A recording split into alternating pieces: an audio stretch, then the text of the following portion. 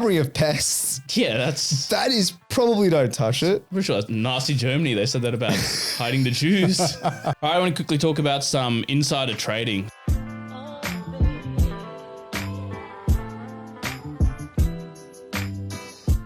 Welcome back to Critical Banter, the podcast that brings the Friday drinks chat to you.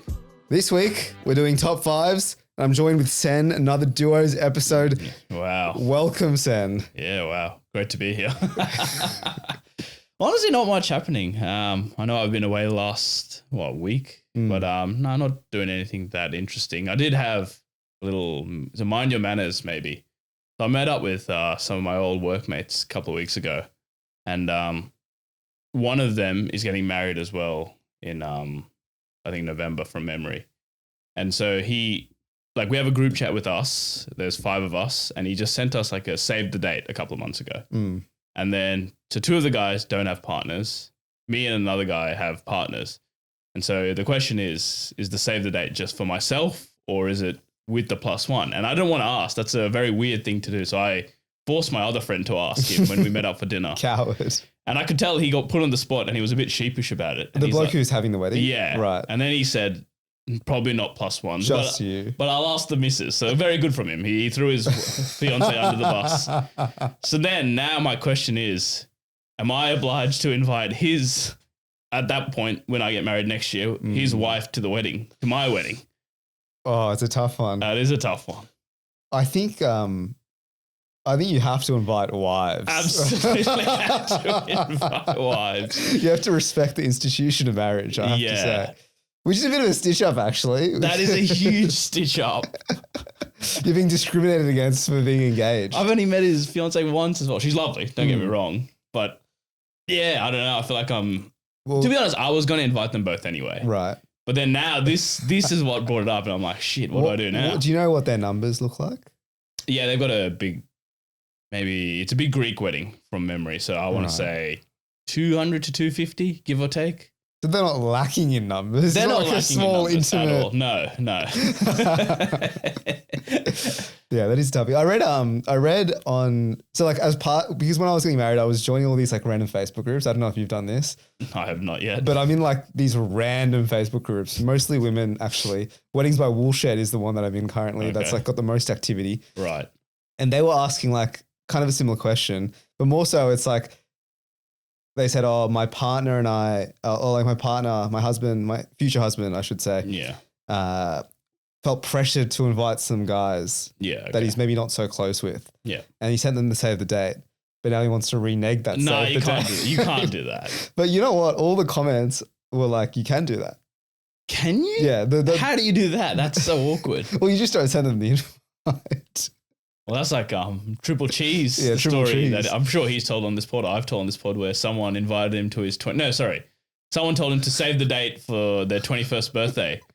The date came and went, and my cousin was sitting at home whilst he saw stories of the party that he had saved the date for.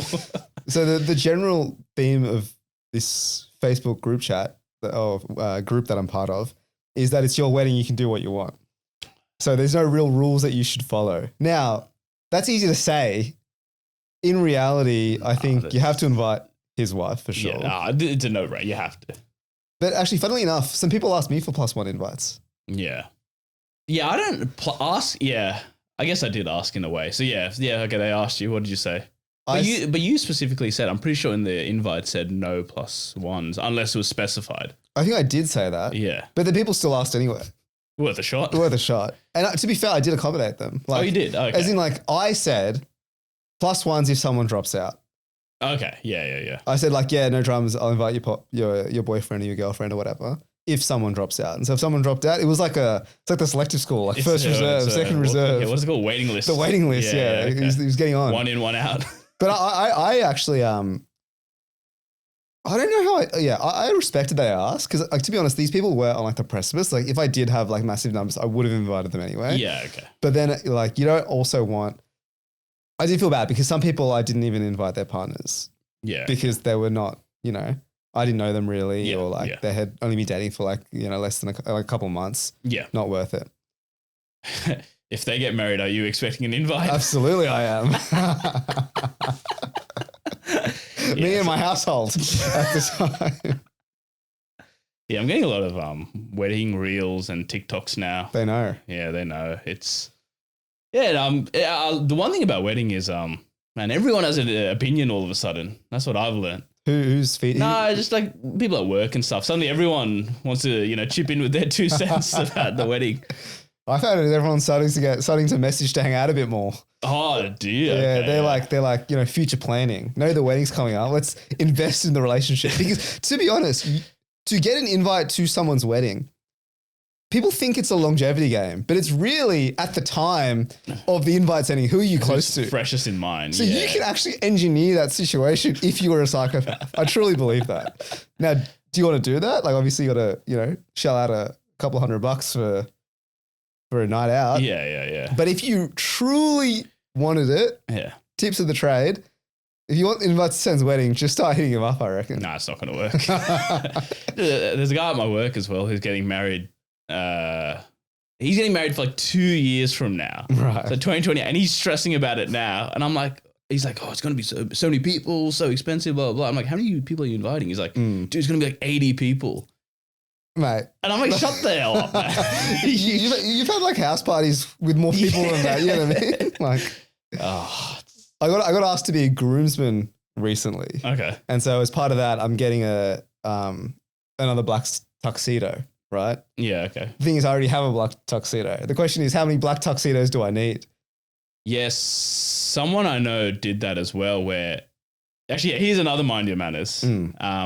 So let's say for your wedding, right? You got all the groomsmen suits. Let's say one of those groomsmen gets married. Would you be okay if they told, and they happen to have like a good overlap of groomsmen, if they just said, oh, we'll just reuse the same ones from Rose wedding? What would your thoughts on that be? I think I'd be filthy.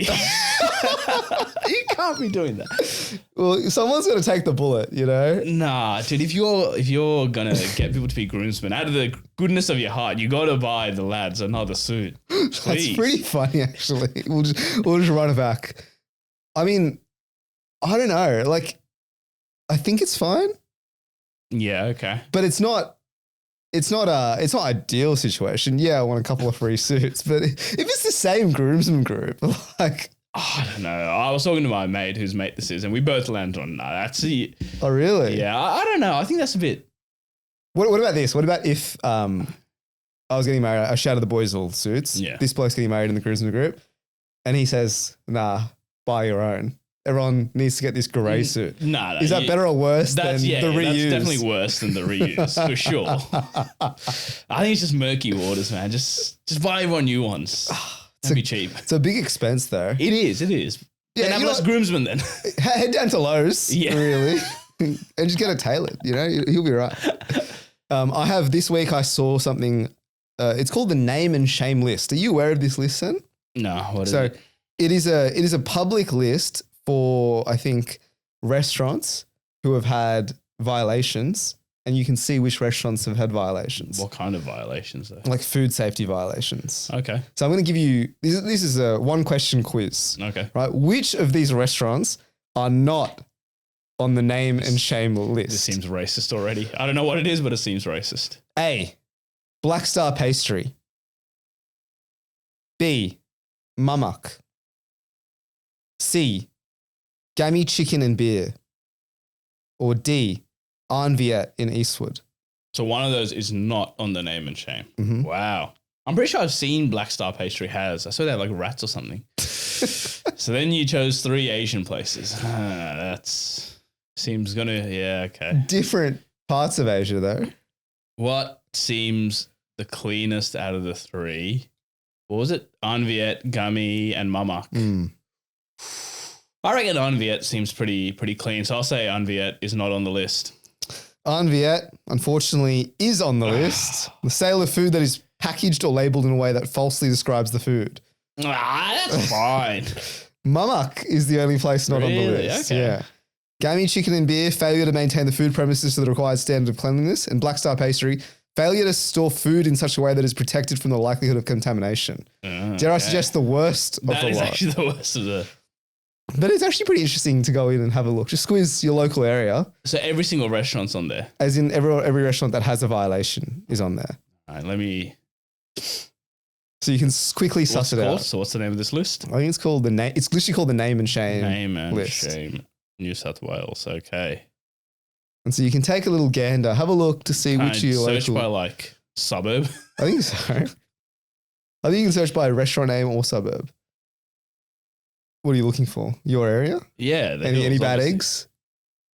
To be fair, a lot of these violations, they're not like I would say play on, just a bit of a stickler. Like for instance, sale of food that is packaged or labeled in a way that falsely describes the food. Oh, mate, there's one here that like a well-known like Indian catering business that does like that does a lot. Don't you dare do Sarah and above and like that, but they do a lot of weddings. What is it? Maya Dadaba, failure to take all practical measures to prevent pests from entering. Oh no! What was the fine for that one? That's only a $2,000 fine. I mean, only prevent the harborage of pests, mate. The harborage is like oh dear. You're harboring pests, mate. So prior warnings given. So this wasn't even the first, and it's only $2,000. So yeah, I mean, how did you stumble upon that? What am I? Actually, my sister-in-law was telling me about this because she was having a look and she was showing me the restaurants that are on here. Yeah, and there were some pretty heavy hitters. But then there's a scale, right? Like harboring of pests. Yeah, that is probably don't touch it. Pretty sure that's Nazi Germany. They said that about hiding the Jews.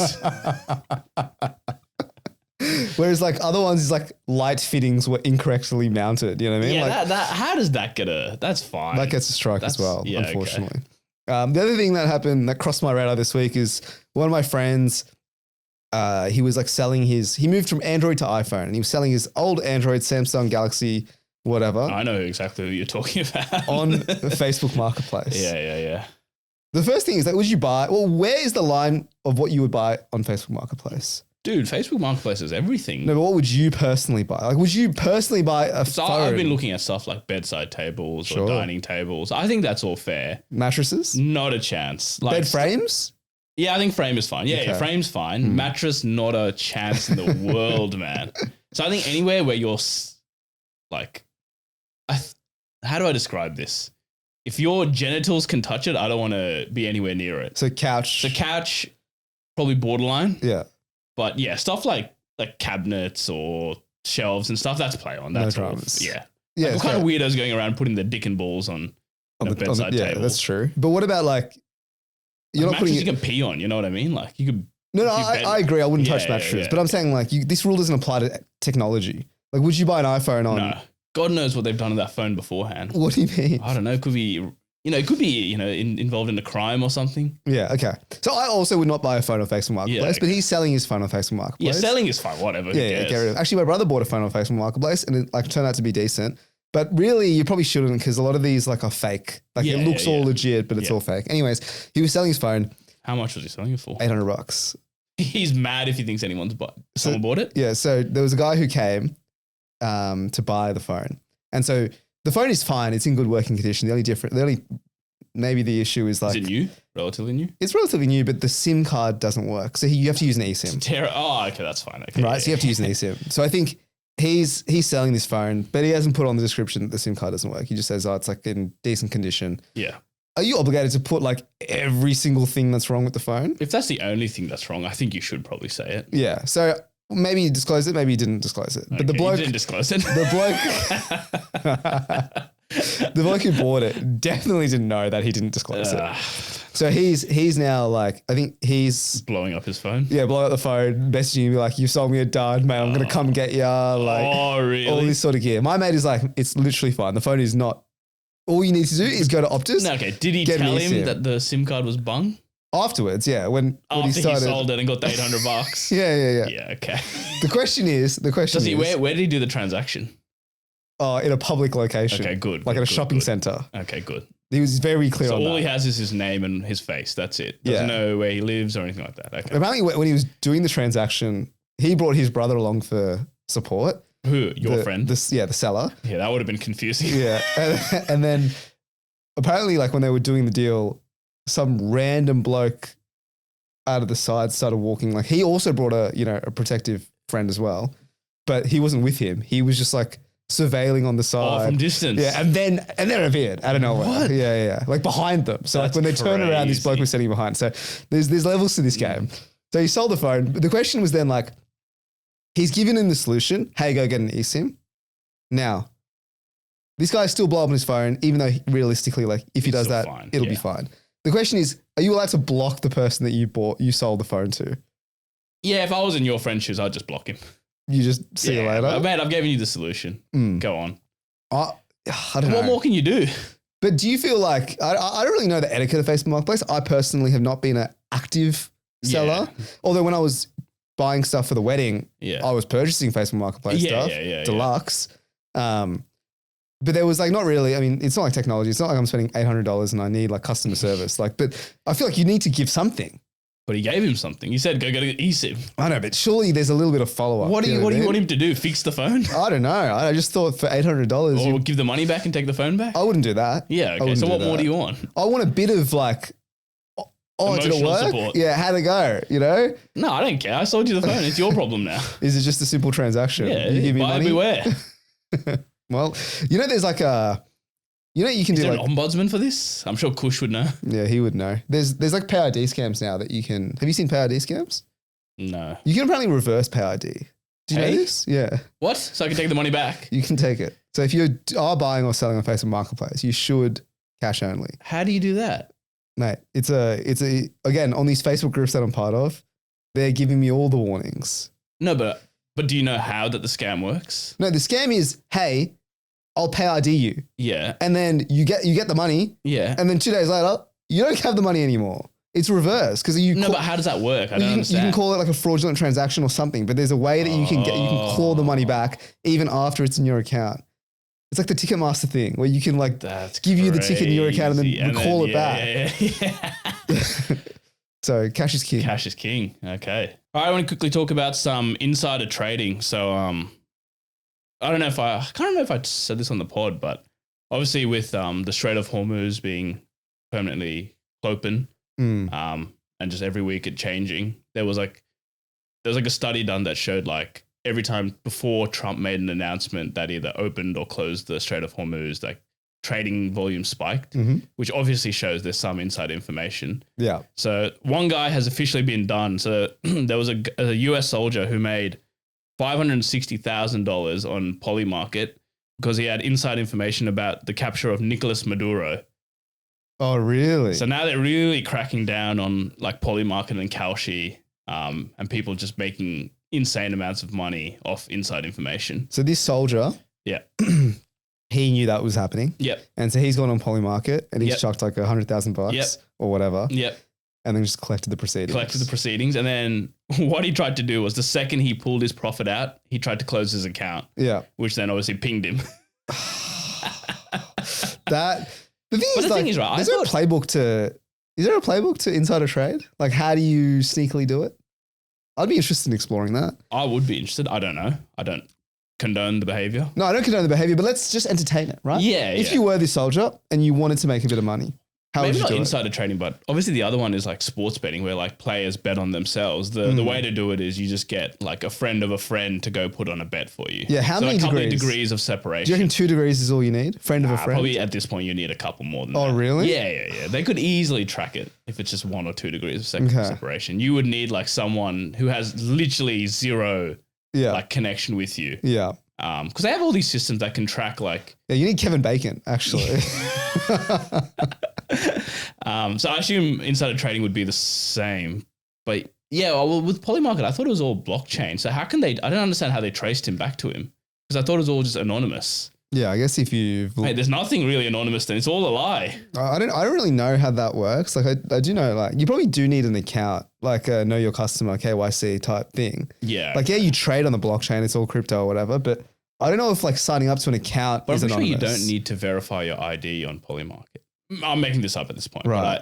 Because that would make sense then. How if you didn't have to verify, if you could just literally just create an anonymous account, how could they get me? Because to be fair, whenever I go on Polymarket in Australia, it says, hey, do you want to connect your wallet, like your crypto wallet? Yeah. So maybe it is actually anonymous. So I don't know how this guy's got bungles. Poor guy, bro. Yeah, you hate to see it. But also, maybe that's the other thing. If he didn't make 500K, let's say he just made 5K off it, you reckon he gets caught? Probably not. You know, actually, that's interesting. Like, there's a bloke in France who didn't insider trade, but there's like you know how there's like, what will the temperature get to in Paris? So that exact thing was spoken about in the article I read. They mentioned that as well. That he tapped into the weather system. Yeah. To see what the temperatures would be before it came out. Well, how did it work? You tell me. No, so what I read is like this bloke, there's like one the official weather source. The weather reading meter. Like the Bureau of Meteorology over there in France. Yeah, no, but the thing is the meter that they use to take the temperature, you know, outside the Louvre in Paris. Yeah. There was one that's like unattended. Okay. And so what he did is he went with a hairdryer and he just did the blower, brother. No, are you serious? Yeah, he just raced it a bit, cashed out, you know, got rid of the hairdryer, the temperature back drops back. Happy days. Except he got greedy. He did it too many times. Yeah, you can't. So it's just the greed. Yeah, is that market manipulation? Yeah, it is, right? That's plain and simple market manipulation. But that guy's a genius. He actually is. That is so smart. All it took was a hairdryer. But the thing is, like, but also, who bets on what kind of market is that? I think temperature though is probably a pretty like people are trading on that. Why though? Because that's like a kind of that's a 50-50 really. You know what I mean? That's pure degeneracy. Like you have nothing else better to bet on, so you're betting on the temperature. The temperature, yeah. Will it reach 26 degrees? And he's just sitting there like. There is a problem in the world right now. So I always thought that if I was to do this sort of stuff, I'd get caught. Like I think, me personally, I just don't have the self-control to like. Oh, so it's slow not that, drip. It's not the scare that you wouldn't. It's not that you'd like mess up and get caught. It's more that you just do it so often, or you get too greedy, then you'd get caught. Like I would like to think that I wouldn't get too greedy, but like the thing is, I guess this is a little biased because the people who do get caught are the greedy ones, and you don't hear about. Maybe there's a million people who don't get probably caught. Get away with who it. get away with it. Yeah. It's like the story. Have you heard the story? It's an Australian guy, I'm pretty sure. Oliver Curtis. What's that? He also got done for insider trading. No, it's not insider trading. He found an ATM machine that just gave him unlimited money. What? Yeah. Did you know this? No. What? Oh, this is a crazy story. So this bloke at like 3 a.m. or something, he was like drinking and gambling or whatever. And he went to withdraw money out of an ATM and he withdrew like maybe, I don't know, a couple $100 or whatever. And then when he checked the statement in the morning, he realized that it hadn't been taken out of his account, but he had got the cash. Oh. And there was a glitch in the ATM, which like at a certain time, like very late at night, something, you know, I don't know the exact details, but things were ticking over, some software malfunction, whatever.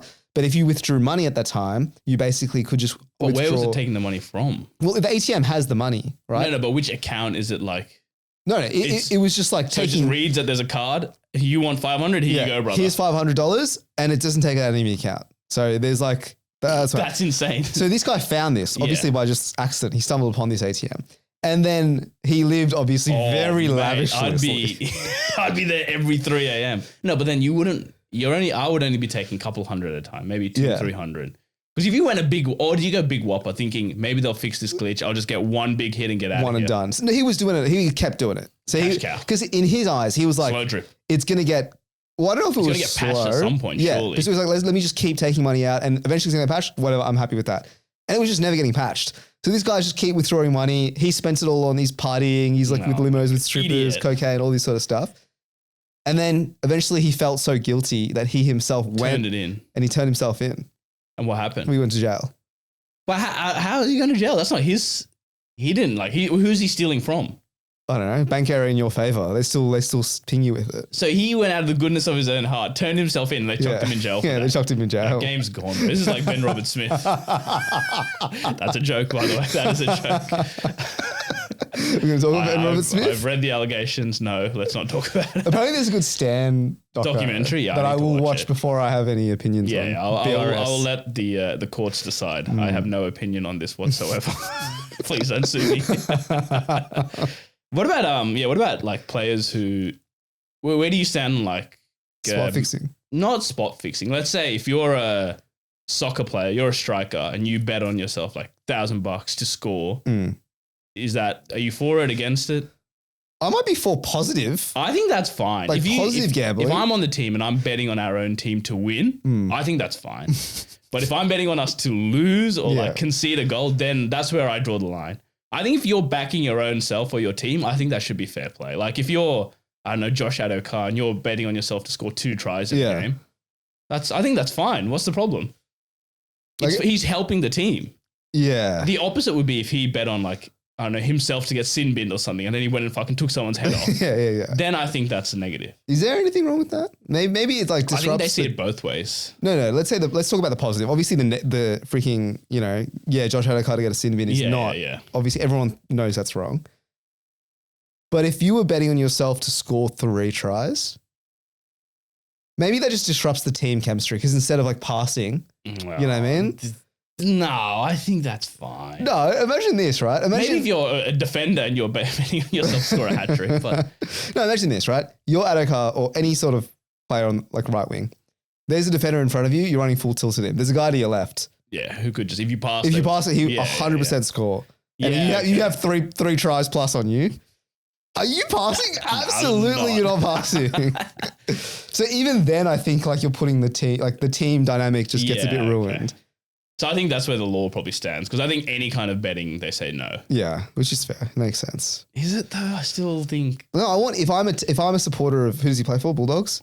Parramatta Eels. All right, Eels. Then I want Adokar to pass in that situation. That's true. But he's not going to do it if he's got a multi on himself. There's no way.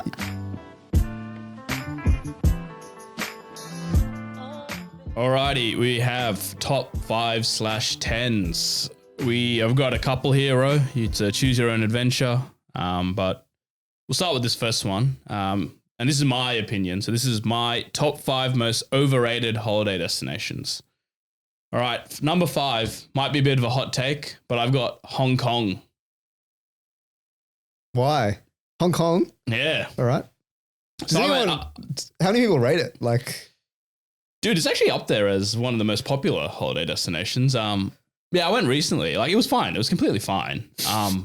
But there was just not much to do, I felt. Like, apart from eating food, which seemed to be a lot of the top things to do on, like, TripAdvisor or whatnot. Or if you go on, like, TikTok and you go, like, oh, things to do in Hong Kong. Yeah. Most of the lists are just go to this cafe, go to this restaurant.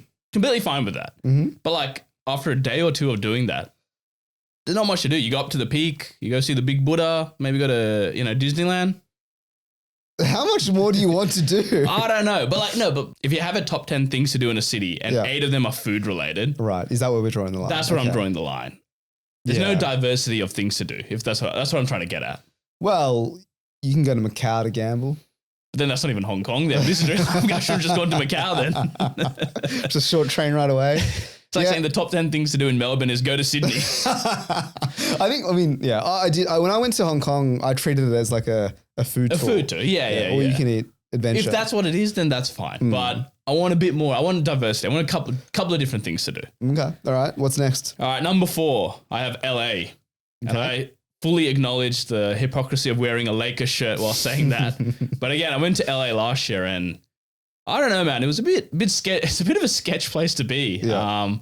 It was a bit dirty, bit unsafe, very expensive, very superficial. I don't see the hype of it. Like, you go to Hollywood, whatever, it's Hollywood. I'm sure there's places outside of like LA in California itself that actually, like Southern California, I've heard is quite nice. But LA itself, pretty gringy, pretty grimy. Yeah, I've heard bad things about the Hollywood, the street or whatever with all the stars. Yeah. Dude, that place, walking down like the Walk of Fame or whatever, dude. No good. No good, man. Yeah, I've only been to like the East Coast of the US. I would say New York. I did not. I thought New York was great. Yeah, okay. So like I thought that was like, appropriately hyped. LA feels, a bit like clout chasey. Yeah. Like, it feels like everyone's there to try and like climb the ladder. But maybe that's what you feel when you live there. If you're on holidays there, is there nothing doing? No, I don't know. Maybe there is, but I didn't feel it. What's a thing to do in LA? Go up to the Griffith Observatory. That was pretty cool, to be honest. That was quite nice looking at, over LA. You see the sunset. That was quite nice. What about the Hollywood side? Did that wow you? Yeah, did not give a fuck about the Hollywood side. I heard the traffic's bad. Traffic was, pretty horrific Horrendous. as well. Watched the Lakers game. That was pretty cool. Okay, all right. Paid out the dick hole for it though. That's what you expect. Number 3? Number 3, I have Bali. Okay, here we go. Do you agree, disagree? Overrated? Overrated. Maybe I agree with overrated. I think there are better places to go in Southeast Asia. Okay. Places with less Australians. Dare I suggest probably better places to go in Indonesia? Oh, yeah, 100%. Yeah, 100%. But I feel like everyone who goes to Bali has the same itinerary. You know, you go to, I don't know, Fins. You go to Favela, La Favela. La Favela, yeah. You go to Hotel Mexicola. Bang. Tick, tick, tick. Same things. Yeah. Go to Uluwatu for a couple of days. Yeah, Savaya, you know, you go single fin, all that. Hit the beach club. Actually, let's go through an itinerary of Bali. You get there, where do you stay? Maybe you stay in like... Definitely not Kuta. Let's say you stay in Seminyak, right? As your first destination. Even then, Right? That's when you're hitting up the couple, you know, in the daytime, maybe you do a little day trip to, you know, Ubud or something. Yeah. You know, you drive up, do a little rice paddy tour. The other thing, the traffic in Bali, to get from one end to the other, it's not a big island, but that's a 3-hour journey. Yeah. Sitting in traffic, going nowhere. We did it pretty badly, I gotta say. Like when we went, it was a lot of time sitting in that van. A lot of downtime sitting in the van. Yeah. It was lucky our guide was pretty entertaining. I think he was the highlight of the trip. the people there are really lovely. Lovely. And I feel bad for them because I feel like they get exploited quite a bit by the tourists from Australia and the UK and Eastern Europe randomly. Yeah. A lot of Russians out there. A lot of Russians in Bali. Which is also another thing. They're scary, man. I wouldn't want to fuck with the Russians. So you get drunk Australians, drunk British people, and then scary Russians. It's not a good mix. Not a good mix, yeah. I mean, like, I really like Bali in the sense, I mean, to be fair, the beaches in Bali are actually pretty bad, low key. They're not great. But I do like, I said this before, I love beach clubs. Like I think bring that to Sydney, genuinely. We have the most beautiful beaches in the world. We could have that in Sydney. We would just get priced out of it. Me and you could not afford that. One, they wouldn't probably let us in. And 2, we wouldn't afford it. All right, number 3, agreed with Bali. Sorry, number 2. Number 2, I have Paris.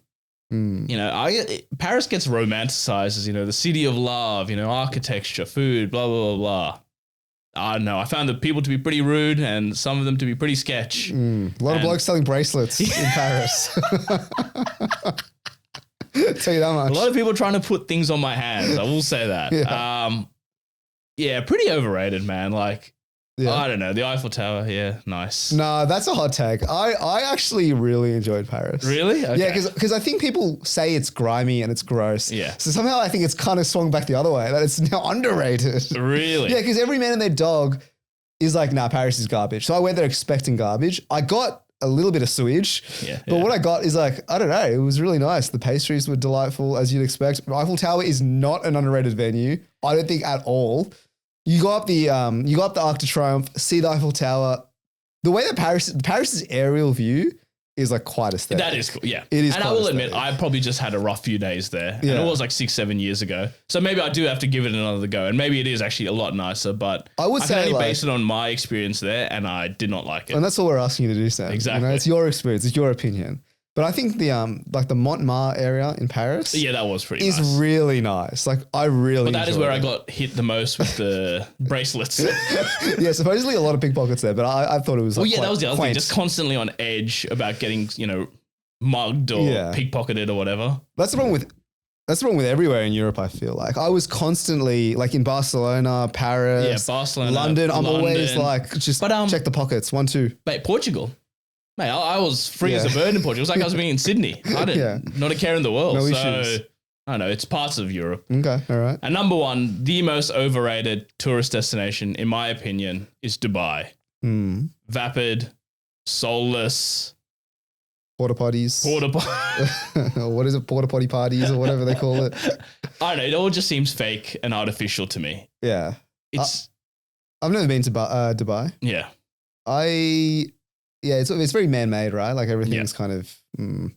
Ask Migs. What did Migs think of Dubai when he went? To be fair, I went like 15 years ago, so it was a long time ago. Yeah. But a lot of it is they only show you the good parts of Dubai. They don't show you the whole story. You know, real Dubai. The millions of migrant workers there and the conditions they live in and how they're treated. But let's put that to one side. Put that to one side. Put to one side, the passport holding and the human rights violations. Human rights violations. Let's not talk about that. Let's talk about the Lamborghinis and like the quad bikes you get to drive. Like that's a bit of fun. It is. Yeah, it's a society built by the rich for the rich. I'm I'm sure, hey, if we ever get to that kind of money, if this podcast ever takes off, I'm sure we would love it over there. A little tax haven for us. I do agree with you. Everything make generational wealth over there. I agree with that pick. I think Dubai is heavily overrated. Yeah, okay. I do agree with that. All right, I got 2 more top 10s that I'll quickly run you through. Actually, I got a couple here. 2 are closely related, and one was just, I was bored, so I looked it up. So we can either pick 2 out of the 3. You can either do the top 10 most visited countries, the top 10 most visited cities, or the top 10 gold medalists. Sorry, the countries with the top 10 gold medals in summer Olympic history. All right. I like the Olympics one. All right. And I like the top 10 cities or countries. What's a more interesting list, would you say? Yeah, about the same level of interest. Let's go countries. I think that'll be a little bit easier. Okay. All right. We'll start. Okay. The top 10 countries by gold medals just for the Summer Olympics of all time. I don't know the Winter Olympics like that. All right. So give them to me. Number 1 will be the US of A. By a country mile, 1,100 gold medals. Beautiful. Number 2 will be China. China is number 4, circa 300 gold medals. Oh, really? Yeah. Oh, they come up only like ever since Beijing, maybe. Yeah. All right. That's more recent history. Okay. So all time, we're talking Olympics started in Greece there? Ancient Greeks. Yeah. But the modern Olympics is what? Probably late 1800s, early 1900s. And that's where this list is from? That's probably where this list is from. All right. Maybe we sit there with like France always has a bunch of medals. France is number 6 on the list, 240 medals. Okay. And US was 1,100? 1,100. If you look at the table, you're always seeing like Canada. Not in the top 10. You're not seeing Canada, are you? No. What about like now I'm trying to think of like European countries. That'd be a good place to go. Yeah. Like, Great Britain. Is number 3 on the list, 300-ish. Is Australia on the list? Number 10, Australia has made the list with 180, give or take. Okay. So we got 180 to 1,100. That's the range. Yep. So far you got number 1, 3, 4, 6, and 10. The rest are all European. Yeah, that's what I would expect. Like Russia. Jokes, there's one other non-European one. Russia / the Soviet Union is number 2 on the list. Second most number of gold medals at about 400. Okay. All right, now we move to who are the heavyweights? Like, who are you seeing? What national anthems am I hearing in the Summer Olympics? You're saying most of them are European. It must be like these niche gymnastic sports. Surely. Yeah. Like or track. Is the Netherlands on there? Nope. Nah. What about Germany? That'd be on there. Both East and West Germany combined have 250. They're number 5 on the list. Okay, so am I missing a top 3? There is, no, you got the top 3, US, Soviet Union / Russia, and Great Britain are the top 3. So you got that. You got China in 4, you got Germany in 5, and then you got France in 6, and then you got Australia in 10. So you just have 7, 8, and 9. 2 are European and 1 is not European. Bit of a surprise one. Actually, no, 2 of these are surprise. One of the European one I was found surprising, and the non-European one I was surprised as well. Is Japan? Japan is number 8 on the list. Yeah, I wouldn't have picked that. Wouldn't have picked that either. So 2 more Europeans. 1 you should get. 1 very surprising. France. Is it Italy? Yeah, Italy. Number 7 on the list. So now you just have 1, number 9. It's a tough one. You know the country, but give me the like East and Westerns. Where does it sit in Europe? Where does it sit? I think it's probably more close to Central Europe. Right. Think they were big in the First World War. One of the main characters in the First World War. They're central / probably closer to the eastern side. Have you been there personally? No, but I know you've been there. I believe you've been. Is it Hungary? Yes, Hungary. Really? Number 9 on the list. Yeah. What? How have they made that? Take it up with ChatGPT if this is wrong. All right. And then we're going to do the top 10 most visited countries. So this is a actual list by the UN from 2024. This is stats based. So the top 10 most visited countries. All right. For like holidays? Yep. Okay. The US would be up there? US is number 3. So in 2024, they had 72 million visitors. And then if you go Europe, England would be there? England is number 7 on the list, 40 million. What about France? France is number 1. The most visited country in 2024 was France with 102 million people. All right. Then we got Japan as another sleeper. And not in the top 10 for 2024. I reckon if you check 2025, they'd be up there. Okay. So we got England, the US. Like if you're in Europe, where are you going? Yeah, that's really, a great way of thinking of it. It's like a $10 Ryanair flight to basically everywhere. Yep. So have I said the UK? Yep. So if I'm in the UK, mate, I pop down to Spain. Number 2 on the list, 94 million. Do I pop down to Portugal? I wouldn't pop down to Portugal. No, neither do I. Porto, not so good in the winter. I would love to go to Portugal again, but not on the list. All right. And then if maybe the Netherlands, nah, it's too small. No one cares. No one cares about that. Yeah. Germany, let's go back. Thought process. And Germany's number 8 on the list, 37 million. So France, Germany, we definitely go to Italy. Italy, number 5 on the list. And you know what? How many people? 58 million people. 58 million. All right. And then we also, while we're there, we pop down to Greece. You would pop down to Greece. Number 9 on the list, 37 million. All right. Any more European nations? There is one more European, one not in Europe, and one could be in Europe. Probably gives away that answer.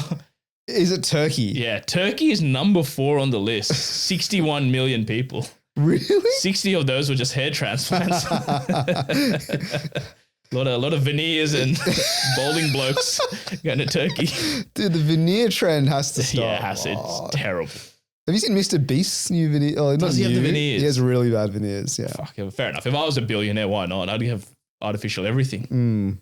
So strong dong as well. What am I up to now? How many? So you've got 1 is France, 2 is Spain, 3 is the US, 4 is Turkey, 5 is Italy, 7 is the UK, 8 is Germany, and 9 is Greece. So you just have 6 and 10. 1 is European, 1 is not European.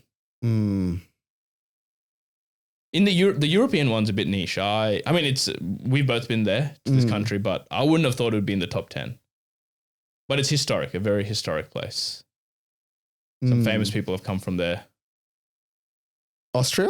Number 10 on the list, 35 million people. I was going to say a famous painter came from there. All right, number 6 is All That Remains. And that must be Asia, no? No. Not in Asia. Really? Yeah. Africa? No. Think about it. If you're going to the US, you might as well... Where I might as well what? From Australia? You're saying... Where would you pop down to? Pop up to? Would you go to Mexico? Mexico, number 6 on the list. I imagine most of that is a lot of Americans who just go down to Mexico. 45 million people. There you go, top 10. All right, bang, bang, bang. I got a couple of lists myself, Senny. All right. But they're top 5s. All right. The first one is top 5 most expensive private schools in Australia. Okay. So there are 4 from Sydney. Yep. And there is 1. Am I guessing these or are you telling me? No, you are guessing them. All right. I can rattle through them. All right. Number 1, or not number 1, I imagine is the King's School in Sydney on there. King's is number 6. Oh, okay. So you got massive heavy hitters in 1 to 5. So I imagine Scots College. Scots College is number 3 in Bellevue Hill, $51,258 for a year 12 student. Is that per year or per semester? That is per year, I believe. Okay. Scott's number 3. I would have said they were number 1. All right. We'll go Cranbrook.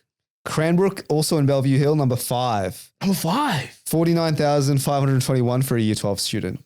Okay. All right. All right. Newington College. Not in the top. Okay. Not on the list. Newington. Knox. Knox, not on the list either. Shaw, not on the list either. Joey's Hunters Hill. Nah. Joey's not there. You've got to go for like the top How many of these of are the top. Girls' schools? Are they all boys' school? No, there's definitely one that's a girls' school. Let me have a look and see if this one is a girls' school as well. All right, the one in Melbourne, I'm just going to guess. I don't know, Melbourne Grammar. Not Melbourne Grammar. Okay. Is it Geelong Grammar? Geelong Grammar in Victoria is number 1. Yeah, I think I remember seeing this and I was so confused. I don't know why. $52,612 for a year 12 student. Insane. Okay, so I've gone 1, 3, and 5. Mm-hmm. Do I know 2 and 4? You know, I feel like I've named all the private, like the high-end private schools I can think of. All right, I'll go Kambala. I'm pretty sure that's a girls' school.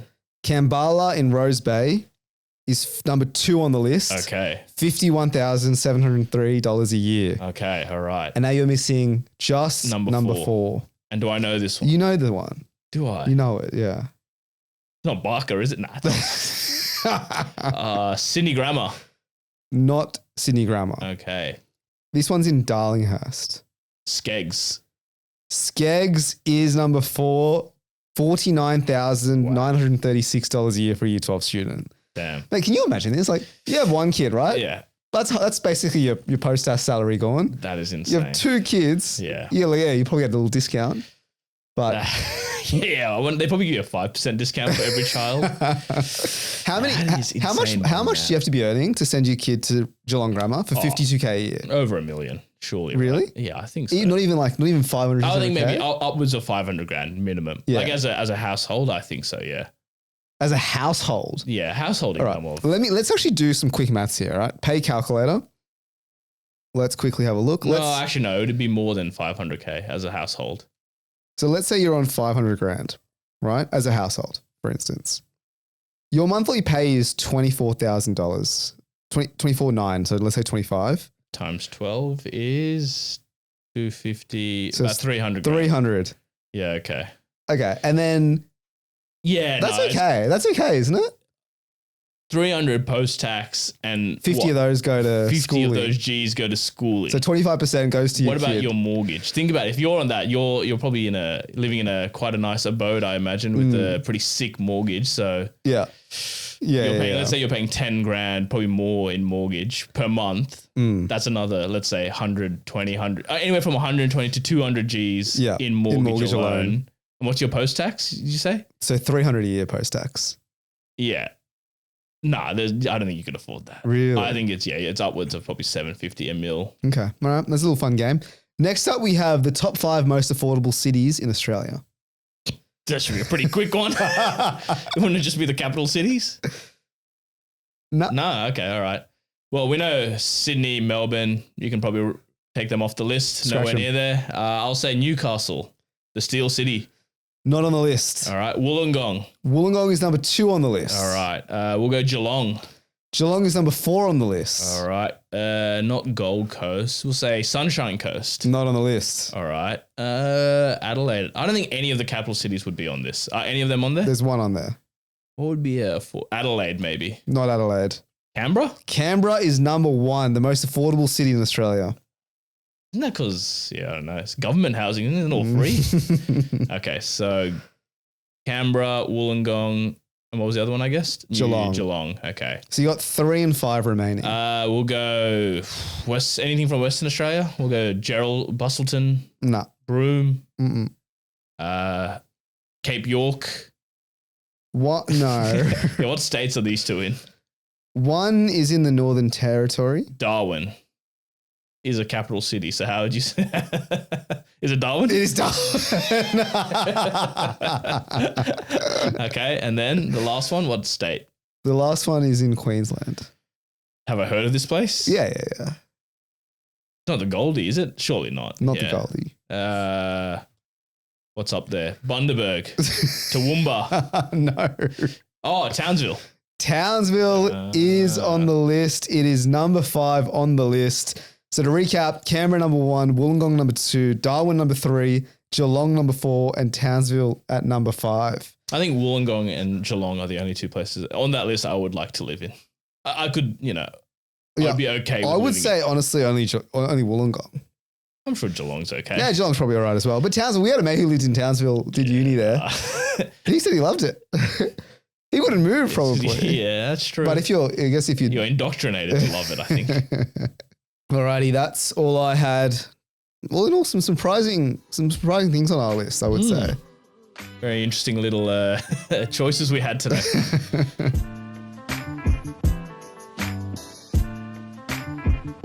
Alrighty, that brings us to the end of this week's episode. Wowee, another duos one. I don't know. I think our duos are getting better. Last week, I listened to you and mine. It was pretty good, I got to say. It was pretty good. Actually, I forgot to ask you, but it doesn't really matter now. Any updates on the house hunt? Yeah, the house hunt is now turned into a... what was my last update? Renting, Crow's right? Nest, Crow's Nest? Sacking that off. Okay. I'm buying a place. Fair enough. I'm buying a place to live in. So if anyone has any good mortgage brokers that they would like to set me up with, mate, I'm all ears. Beautiful. And with that, we'll catch you next week.